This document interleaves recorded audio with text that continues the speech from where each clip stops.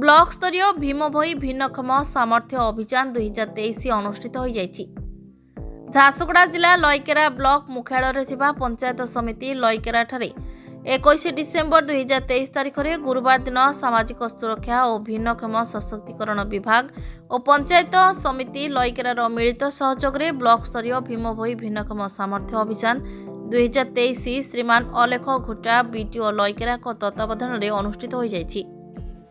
ଏହି କାର୍ଯ୍ୟକ୍ରମରେ ବ୍ଲକ ଅଧ୍ୟକ୍ଷ Laikera, ABDO Laikera, DSSO Jharsuguda, CDPO Laikera, panchayat ସ୍ତରୀୟ ସଭ୍ୟା, ବିଏସ୍ଏସ୍ଓ ଲଇକେରା ପ୍ରମୁଖ ବ୍ଲକର ବିଭିନ୍ନ ପଦାଧିକାରୀମାନେ ଯୋଗ ଦେଇଥିଲେ। ଏହି ଅଭିଯାନରେ ସର୍ବମୋଟ 109 ଜଣ ନାମ ପଞ୍ଜୀକରଣ କରିଥିଲେ। ସେଥିମଧ୍ୟରୁ 88 ଜଣ ମେଡିକାଲ ସ୍ୱାସ୍ଥ୍ୟ ପରୀକ୍ଷା କରାଇଥିଲେ ଓ 21 ଜଣ ଅନ୍ୟାନ୍ୟ ଯୋଜନା ପାଇଁ ଆସିଥିଲେ। ତାଙ୍କ ମଧ୍ୟରୁ 4 ଜଣଙ୍କୁ ଶ୍ରବଣ ଯନ୍ତ୍ର ଉପକରଣ ବିତରଣ କରିଥିଲେ ଏବଂ 88 ଜଣ ମଧ୍ୟରୁ ଭିଜୁଆଲ ପରୀକ୍ଷା 14 ଜଣ, ମେଡିସିନ ପାଇଁ 3 ଜଣ, ବାକ୍ ଓ ଶ୍ରବଣ ପରୀକ୍ଷା ପାଇଁ 21 ଜଣ, ଅର୍ଥୋପେଡିକ୍ ହ୍ୟାଣ୍ଡିକ୍ୟାପ୍ ପାଇଁ 3 ଜଣ ଓ ମାନସିକ ଅନଗ୍ରସର ପରୀକ୍ଷା ପାଇଁ 8 ଜଣ ନିଜ ନିଜର ସ୍ୱାସ୍ଥ୍ୟ ପରୀକ୍ଷା କରାଇଥିଲେ। ଅଙ୍ଗନବାଡି କର୍ମୀମାନଙ୍କ ସହିତ ଶିକ୍ଷକ ଏବଂ ବିଭିନ୍ନ ବିଭାଗର ପଦାଧିକାରୀମାନେ ସହଯୋଗ କରିଥିଲେ।